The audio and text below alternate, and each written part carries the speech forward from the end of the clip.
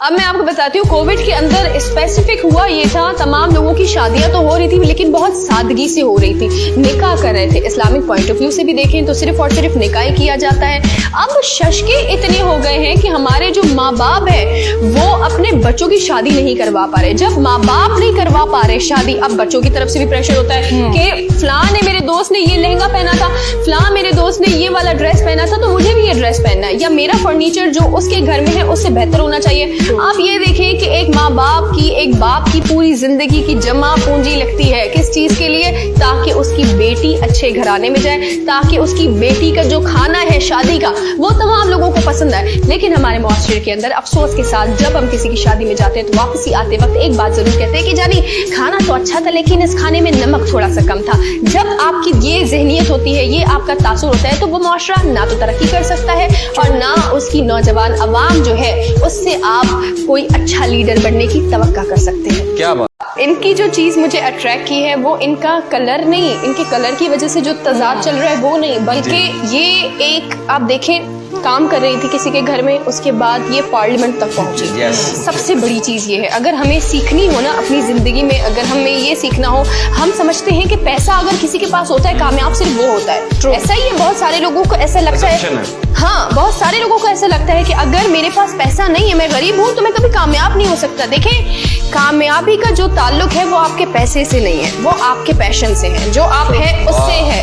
کبھی ایسا نہیں ہے, میں نے کتنے سارے لوگوں کو دیکھا ہے ان کی جیب میں صرف 10 روپے ہوا کرتے تھے کسی زمانے میں, اور آج وہی 10 روپے 10. بڑی بات یہ ہے تعلیم کی فکر میں تربیت کو آپ جو ہے وہ اگنور نہ کیا کریں. تربیت بھی ضروری ہے, کیونکہ ایک چیز یاد رکھیں کہ یہ ہم ہمیشہ یہ بات کرتے رہتے ہیں کہ تعلیمی نظام میں تضاد کیوں ہے. میرے خیال سے جس طرح سے خان صاحب ایک صحت کارڈ لے کر آئے ہیں جس میں امیر اور غریب کے درمیان ایک جو لکیر تھی وہ مٹا دی گئی ہے, اور دونوں کو ایک ساتھ ایک ہی ہاسپٹل میں دونوں کا علاج جو ہے وہ اب ہو سکتا ہے. اسی طرح سے میرے خیال سے جو ہے وہ خان صاحب سے ریکویسٹ ہے کہ جس طرح یہ صحت کارڈ آیا اس طرح ایک جو ہے وہ ایجوکیشن کارڈ بھی ہونا چاہیے, تاکہ ایجوکیشن کارڈ کے ذریعے جو ہے یہ جو غریب اور امیر کے درمیان ایک جو لائن آ رہی ہے نا آپ وہ بھی مٹا دیں, اور کوئی بھی بچہ امیر ہو غریب ہو کوئی بھی ہو وہ ایک ہی ساتھ ایک ہی بینچ پر بیٹھ کر آپس میں جو ہے وہ تعلیم لے.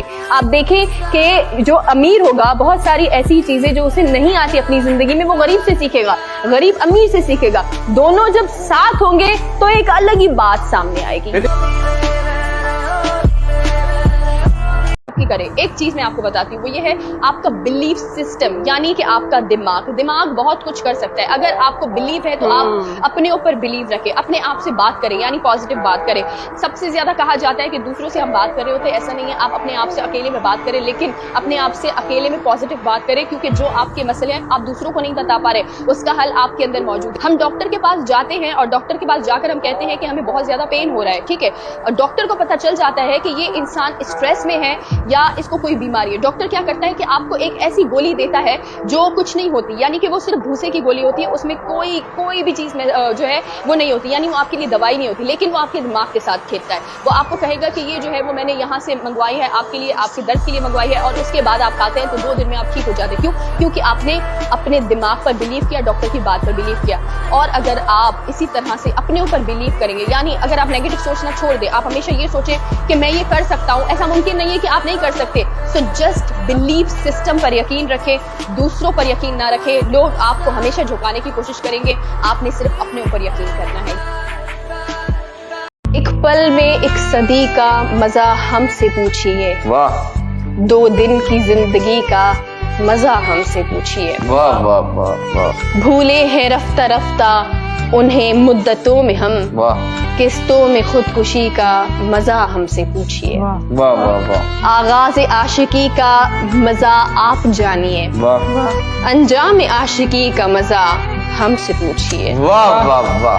ہنسنے کا شوق ہم کو بھی تھا آپ کی طرح, ہنسیے مگر ہنسی کا مزہ ہم سے پوچھیے. ہم توبہ کر کے مر گئے بے موت اے خمار, توہین میں کشی کا مزہ ہم سے پوچھیے.